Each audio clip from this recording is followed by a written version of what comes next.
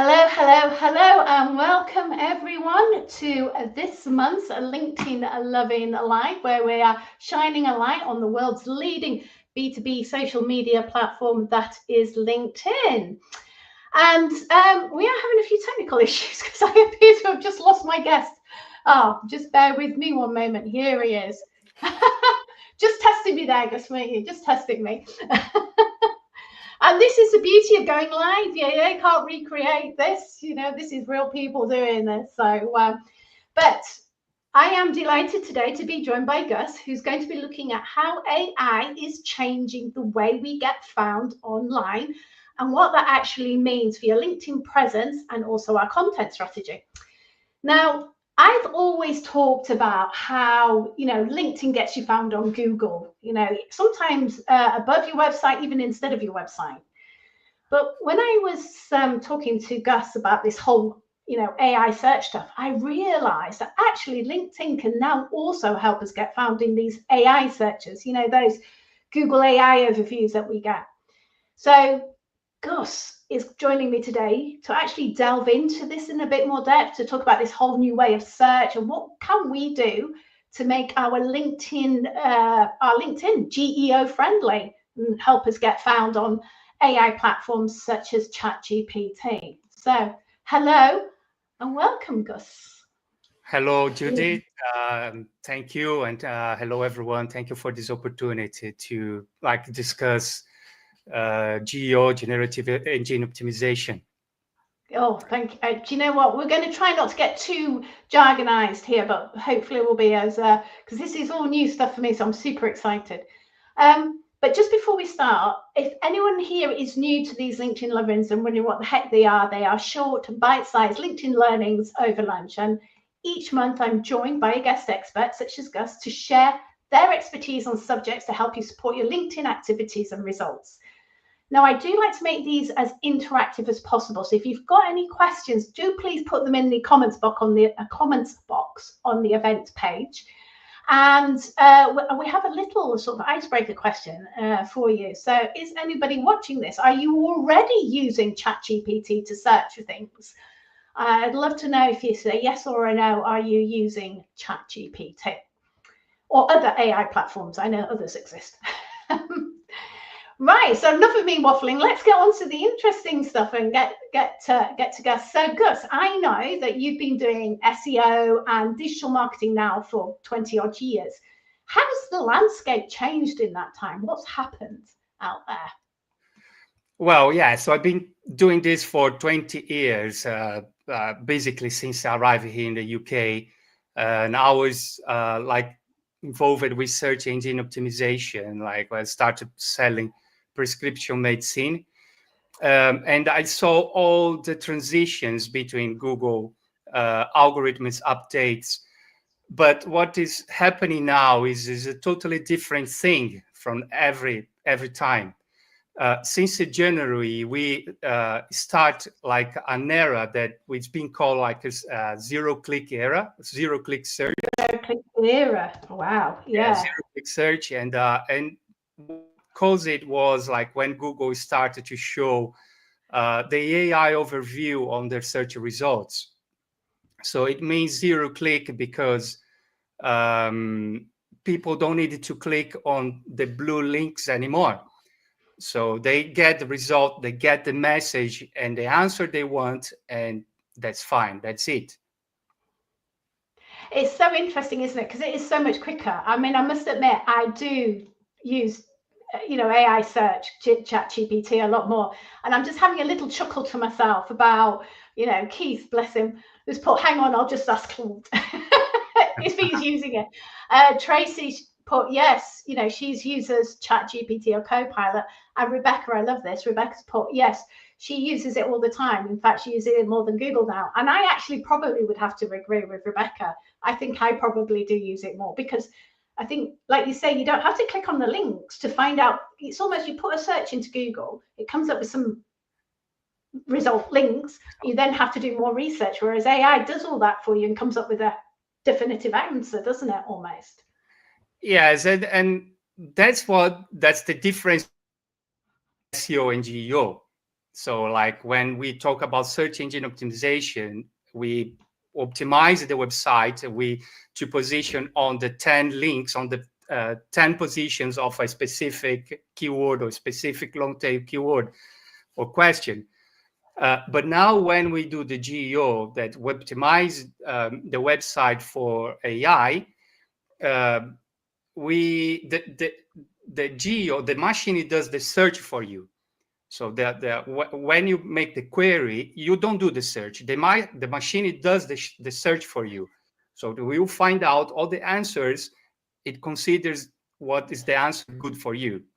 So that's like what we call the main difference between SEO and GEO. And GEO, what does that stand for? What actually is it? Does it really matter, or? Well, it's a jargon created from like everyone like somehow got familiar with the jargon, search engine optimization, SEO, organic. So who works with marketing are more familiar with this. But GEO, it comes with generative engine optimization, because that's not a search engine. So we have the search engine like Bing, Google, and we have the generative engine that's like a AI search platforms. It generated the answer for you. So that we could say that's like the difference and how you can define what GEO is. That is right, because I think I agree with you. Sort of like SEO at one time, everybody now knows what SEO is, isn't it? And now we've got to get used to hearing the term GEO now and get used to that. If I tell you the terms that we have in this area, we use it like between professionals, the list is huge. It's every day. I think they invented a new name for new jargon, you know. Yeah, and I think this is just to confuse people like me, isn't it? To have all these terms and stuff that I've got no idea what it is. So I did, I did ask us to keep it really, really simple because I need it simple and stuff. So, but one of the things that when we were having the conversation about this, and I got all excited about it, is that the fact that you mentioned that LinkedIn can help you get found on AI searches. So does GEO work in the same way that SEO does? Does it go in and crawl all these it's got to be publicly accessible, hasn't it? So your LinkedIn profile, your LinkedIn content, your company pages, it's how does it work as such? Does it go along and crawl it somehow? Yeah, LinkedIn is one of the platforms that the AI searches. They grab the information. So it's also very important how we let's use the word optimize your page on LinkedIn. Like we can say page if it's a business page, but you can optimize your profile as well in a way that it be found by these platforms. Because if you are business, for example, if someone inquires something related to your business or your brand, if you have a well-structured page, a LinkedIn page, there is a big probability that your page will be crawled and be included in the conversation when someone inquiry or someone write a prompt related to your business. So LinkedIn is important, but LinkedIn is not the only one that grab the information. You mean there's more than LinkedIn? Well, yeah, so I know LinkedIn is part of it, isn't it? Yeah. But I guess, to me, LinkedIn is a free tool. So I guess all the others are as well, aren't they? And it's something that we can control. And so it's like so you talk about it's got to be well structured. So this is making me think. So at the moment, I often will write profiles for people. And I'm thinking, so I now need to think about how am I writing or structuring my LinkedIn profile, for example, so that it gets picked up by AI. Is that right? And yes. what's the difference? What does that mean when it's well structured? What we're looking for? Yeah, that we need to consider the elements like keywords, semantic relevance, what kind of keywords you use in your profile, need to inflate it with keywords, because if you try to do this, that instead of help you, damage you. So the best thing is to be natural and authentic, and using a conversational tone when you write your profile, your experience on this that has in a LinkedIn profile or page. The reputation and the linkage signals are important as well. So like the network, how many people you have in your network and your profile, how many followers your page has. So that's a reputational and linkage as well. With other pages, even if it's your website linking to your page, LinkedIn page, that sends a signal for your LinkedIn page as well. Because not only pages on LinkedIn and also profiles, they cannot not only be referred on AI searches, they can be ranking on Google and Bing as well.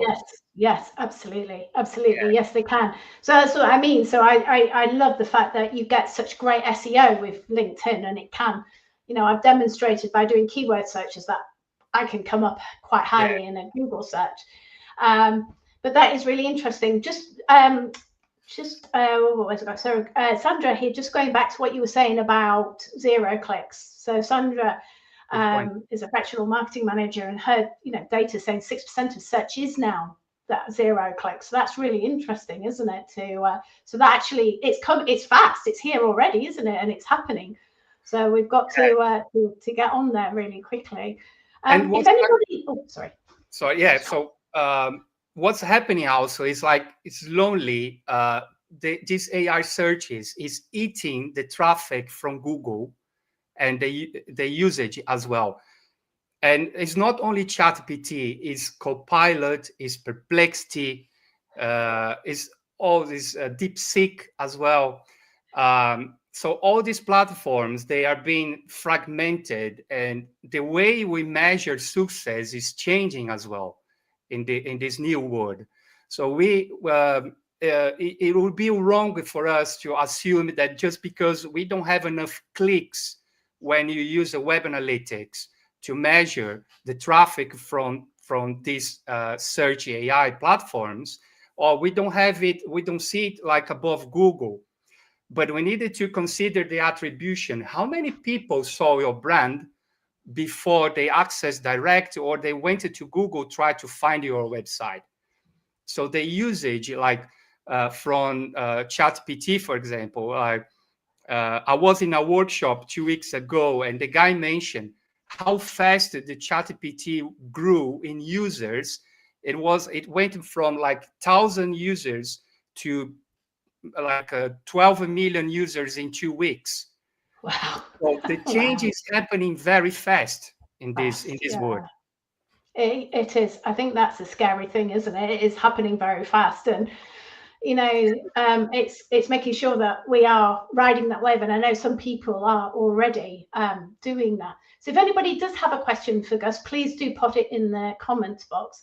I have got a great question that's come up, and I've gone and lost it now. Never mind. Oh, where's it gone? Because people have put questions. Right. Well, Rebecca's asked the question here about, does AI differentiate between personal and business LinkedIn profiles? Now, my thoughts to this is no, but you may see it because they're both just publicly accessible, aren't they? Yes, of course. The AI is capable to differentiate everything. It understands when it's a business LinkedIn profile and when it's personal. It can even differentiate when people has similar names. So if we inquire about a specific person, as we did with you, I did with you one test one time, like track your reputation online. If there are 2 people with a similar name, they will ask you which one is this. It's the same with business. So it's absolutely yes. AI can differentiate between personal and AI business on LinkedIn. Yeah, cool. I mean, for people like me who are solo business owners, and my company page uses my name as well as my personal profile, so it doesn't really matter. But I guess it's important if you've got a different company name to your personal name, as it were, I guess. Lovely. And I've got a really great question here from Alice. And I don't know, I'm just going to bring this one up. So Alice is curious about how the AI tools are accessing LinkedIn when they're blocked from direct access. Do they repurpose the Google results they get from search and then show them with their own interpretation of related pages? Now, this could be a little bit technical because that's already gone. I've already got what? But I know they have to be publicly accessible. AI cannot access anything that is not publicly accessible. So I know that in the back end of LinkedIn, you can actually say everybody has a public LinkedIn profile URL. And if you've got any of that set to hidden, I'm assuming that AI can't see that. Yeah, it's true. You needed to make it public to be found.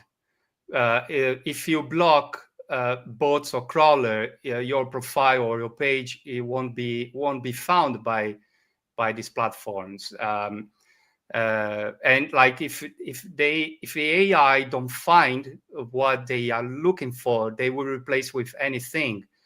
Oh. So if there is like a specific search, if it's very specific, let's say, it might happen with medical subjects because some informations are blocked on purpose, and the AI will fill the gap with anything else, with the information that the machine thinks is useful, and it will make it beautiful to you. That will look real, and this can cause like what we call AI hallucination when people inquire about when people inquire about like medical or law, something related to law.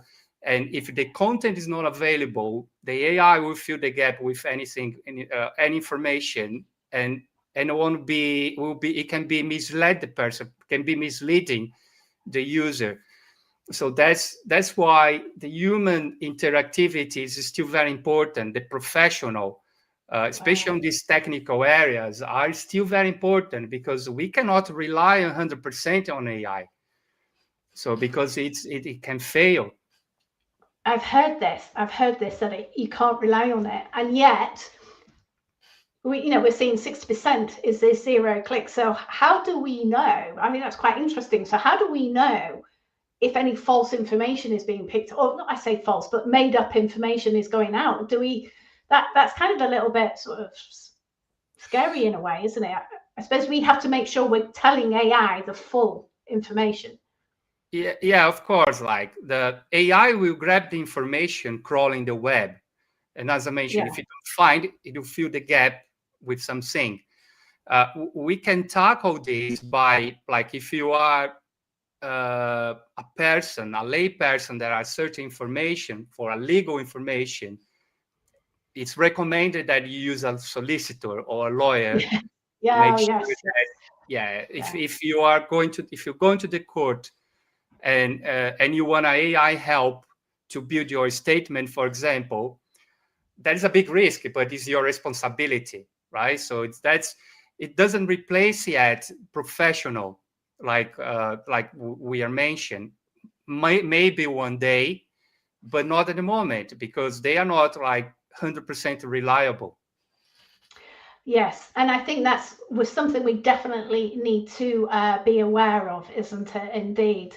And there is a question here from Julian about, this is new for me as well. Is the AI monitoring eye position using camera and cursor position?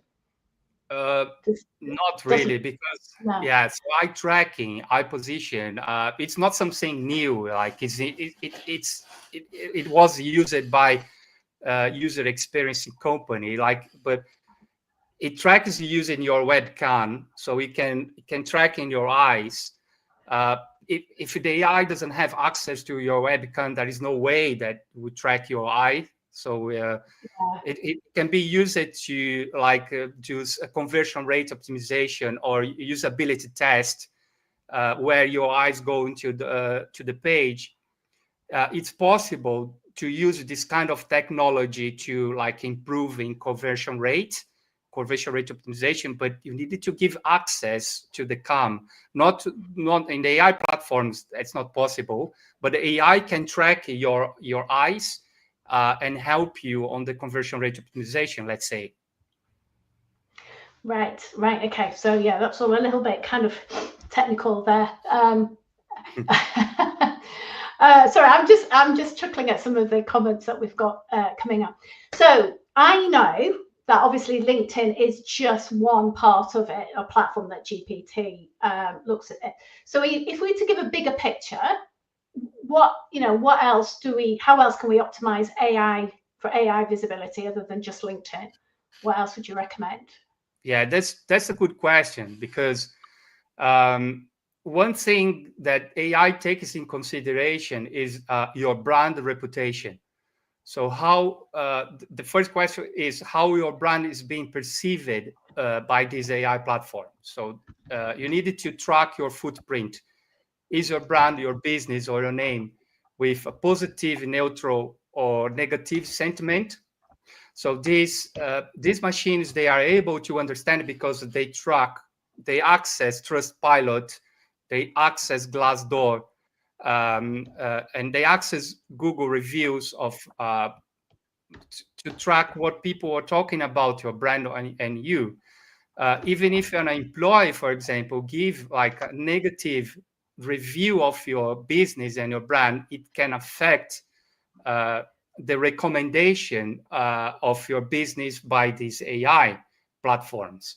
So it's very important optimize your website internally with the content structure created based answering questions that your audience might ask. So your business will be appearing the prompts when they make an inquiry. Digital press release it's something very important also at the moment to create content, like to create this positive footprint with websites that has authority. So it's summarizing. So we have brand, authority, and consistency. Let's say these 3 points is very important, like creating content, managing reputation, and be consistent in this on the work, let's say. That is really, really interesting, because so when you talk about consistency, what you mean is that we need to be consistently pushing out content, authoritative content, creating content that positions us in the way that we want to be captured. And you mentioned something. Sorry, and this includes LinkedIn as well. The postage, yes, LinkedIn, comments, how we interact and engage with others. That's a kind of consistency, and it sends signals to these machines as well. So that is really interesting, isn't it? So what you're saying is it's not just what we post, it's what we comment on as well. And I know that on LinkedIn at the moment, they're talking about commenting being the new posting. And so actually, if you can go in and start commenting on other people's posts, adding valuable, authoritative comments, then that's going to also, will that then improve your brand and authority when the AI is looking at you? Yes, that's right. That's right. Another point that I would add is the technical aspect of your website too, because when someone inquiry on ChatGPT or Perplexity about your business, the first thing the machine will access is your website. And if it find like a website that has error, that this is slow, that is not technically correct, that will send a negative signal to them as well. And they might not recommend, they might recommend your competitor if your competitor has a better website than you.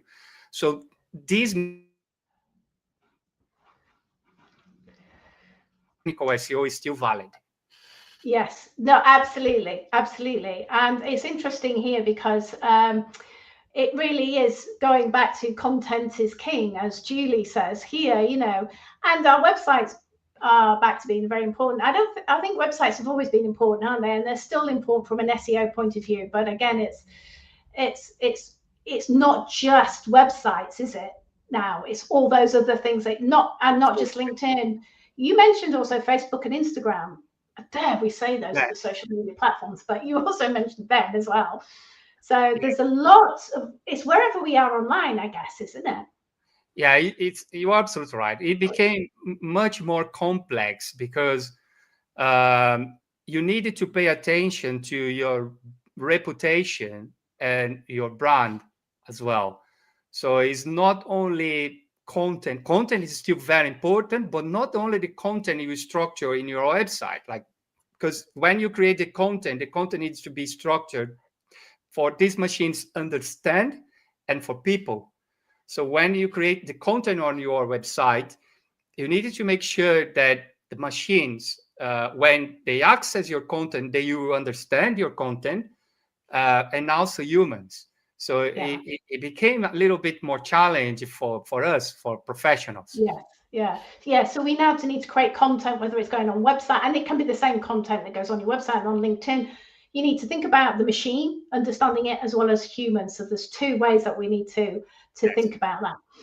So I'm just conscious of time here. And one of my questions was going to be, what tips can you give us that we can use straight away to go and improve our geo visibility? But Rebecca here has asked that question much better than I have. And she said, what would be the 3 things we should do right now on personal and business profiles to increase our GEO visibility? And I guess anywhere really, isn't it? Yeah, that's a fantastic question. Thank you, Rebecca.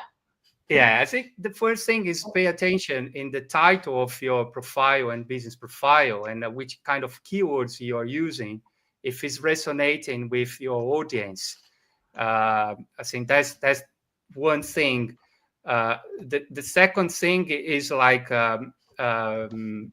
your reputation, how many people you have, because if you don't have connection with many people, you might need some help to expand your network on LinkedIn, because these are not one of the 3 things very important in order to leverage your visibility, not only on LinkedIn but on these platforms as well, and also the engagement, the activity you have inside LinkedIn.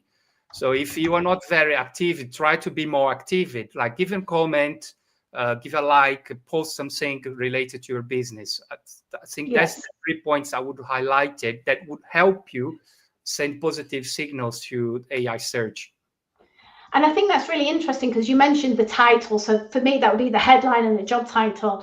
And again, I've always said to people, people aren't looking for a business owner, they're looking for an expert. And so you should say what you're an expert in. So again, it goes back to how some of these things actually haven't changed just because this new way of searching has come about.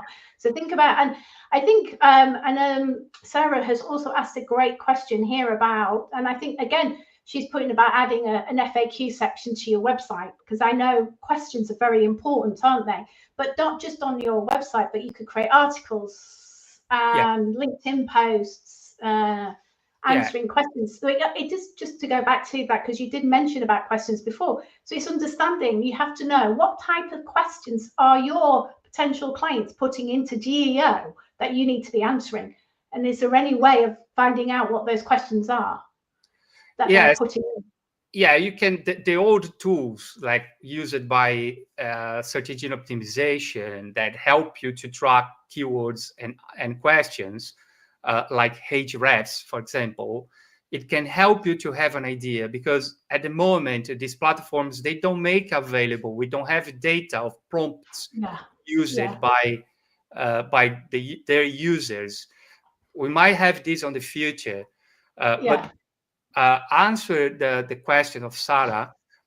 Yes, it helps. Like, it's important to add FAQ section, but it's also important you have a blog session that will answer questions in a text structure format. So every information that you put in your website is valid, but of course this information needs to be relevant to your audience and what is your audience is searching. Yes, yeah. So, and I guess with frequently asked questions, you can play with those and have maybe the same question asked in different ways, perhaps as almost repurposing. So you ask it this way, and then a month later you might do it again in a different way or something, just to kind of repurpose it. Now, I know we're coming up nearly to the end of our session, and I'm kind of already blown away. But we mentioned earlier that you have an AI agent which tracks their brand reputation, don't you? And stuff. Is that something that you want to offer out, talk about? Yes. I created this AI agent because we still don't have available these tools. There are tools being constructed. I'm constructing a tool as well, but for the moment, I developed an AI agent that track this, like can track in a brand, give a sentiment analysis, and we can know where your brand is being referred or mentioned, and also the risks. So this tool, this AI agent, also spot the risks that your brand has. If it has, if it's all positive, like in your case when you saw with your name, that's fine. So you can do a LinkedIn Live, folks. LinkedIn Lives. So I have AI agent that can help me to track brand, and I have help any business that talk to me with this. So if anybody is interested in that, we've put, please do get in touch with Gus. We've put his LinkedIn profile in there. This is a really cheeky question. I need to ask this question before we go, but just to confirm, are written FAQs better than video content?